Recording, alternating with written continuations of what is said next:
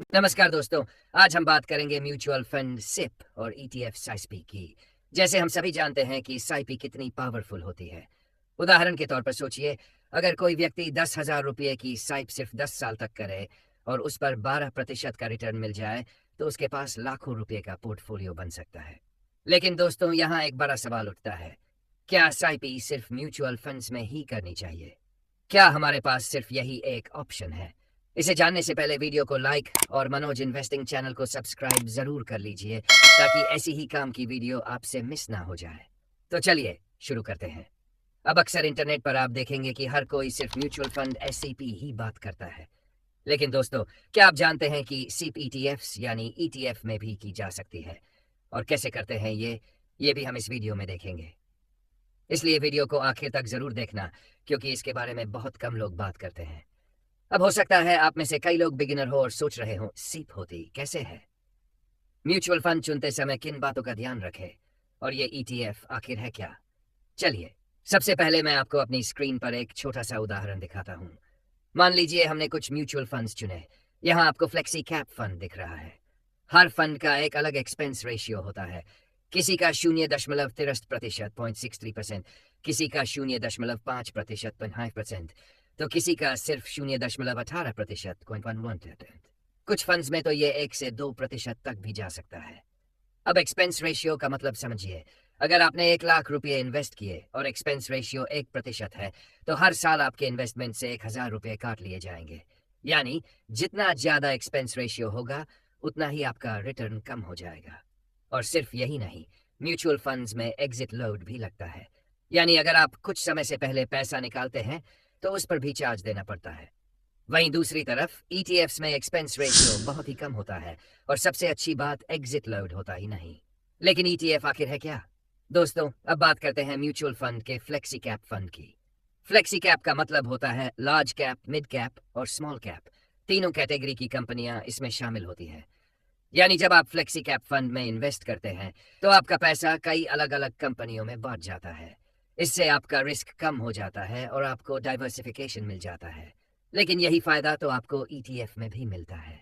लोग अक्सर कहते हैं पैसिव म्यूचुअल फंड्स में पैसा लगाओ, जैसे कि निफ्टी 50 इंडेक्स फंड। लेकिन दोस्तों, यहाँ एक बड़ा अंतर है। मान लीजिए आपने यूटीआई निफ्टी 50 फंड चुना। इसका एक्सपेंस रेशियो है लगभग 0.8%। अब इसी जगह अगर आप निफ्टी बीईएस ईटीएफ लेते हैं तो उसका एक्सपेंस रेशियो सिर्फ 0.04% 0.4% है। दोनों में आप निफ्टी की टॉप 50 कंपनियों में निवेश कर रहे हैं, लेकिन एक जगह आप ज्यादा एक्सपेंस रेशियो दे रहे हैं और दूसरी जगह बहुत ही कम।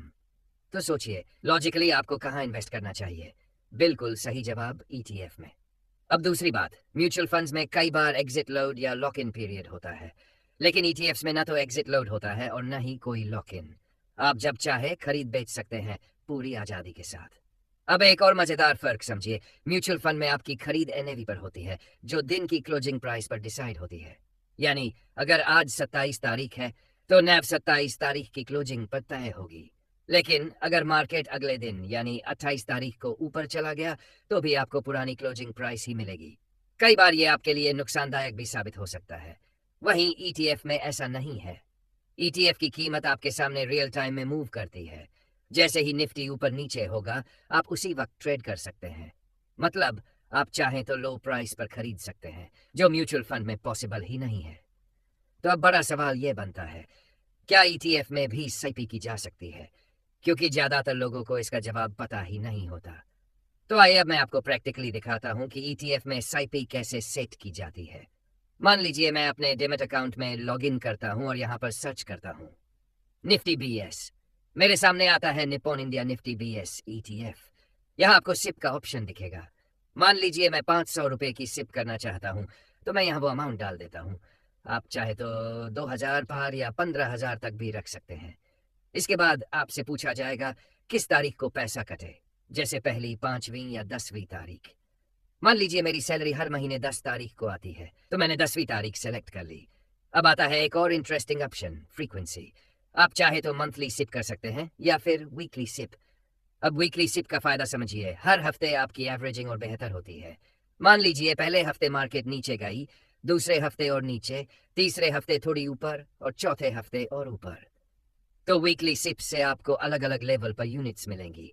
इससे आपकी एवरेज कॉस्ट और भी कम हो जाएगी। फिलहाल मैं एग्जाम्पल में मंथली सीपी चुनता हूँ। अब एक और जरूरी बात, ईटीएफ में आपके ऑर्डर सुबह 11 बजे प्लेस होते हैं, क्योंकि उस वक्त से मार्केट में लिक्विडिटी बढ़ जाती है।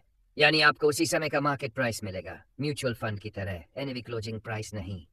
और सबसे अच्छी बात, अगर कभी आपको लगे कि मार्केट नीचे है तो आप टॉप अप भी कर सकते हैं। मतलब तय तारीख का इंतजार करने की जरूरत नहीं, आप तुरंत अपने मन चाहे प्राइस पर ईटीएफ खरीद सकते हैं।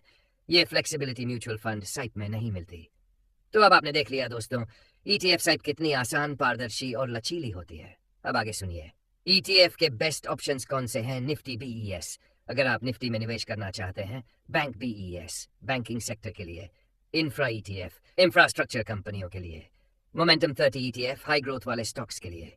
हैंग सेंग बीईएस, अगर आप होंग मार्केट में एक्सपोजर चाहते हैं। EV ETF, electric vehicle sector में भरोसा है तो फैंग ईटीएफ की टेक कंपनियों के लिए।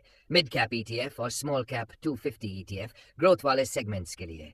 इसके अलावा भी कई ईटीएफ्स हैं, जैसे ऑटो ईटीएफ, एफएमसीजी ईटीएफ वगैरह। सबसे खास बात, आप ईटीएफ्स को कभी भी मार्केट प्राइस पर खरीद सकते हैं। जब मार्केट नीचे जाता है तो वही आपके लिए सस्ते में ज्यादा यूनिट्स लेने का मौका बनता है। अब डेटा की नजर से देखें, अगर किसी ने पिछले 10 सालों तक हर महीने साइप की होती तो निफ्टी ने लगभग 12%, मिड कैप ने 15.8% और स्मॉल कैप ने 12.7% का रिटर्न दिया होता। अब देखिए फर्क क्या आया। अगर आपने साइप पहली तारीख को शुरू की होती या 24वीं तारीख को, रिटर्न्स लगभग एक जैसे रहते। यानी सिप में डेट से इतना फर्क नहीं पड़ता, लॉन्ग टर्म में हर डेट सही होती है। तो दोस्तों, ईटीएफ में सिप करना आसान भी है और पावरफुल भी। आज भी बहुत से लोग सिर्फ म्यूचुअल फंड से सिप को जानते हैं, लेकिन ईटीएफ सीपी की पावर से अनजान है। मैं खुद ईटीएफ में निवेश करता हूं और मेरे रिजल्ट्स शानदार रहे हैं। इसलिए मैं हमेशा कहता हूं, ईटीएफ समझो, ईटीएफ अपनाओ। तो अगर आप भी ईटीएफ या सिप शुरू करना चाहते हैं तो आपको चाहिए बस एक डीमैट अकाउंट।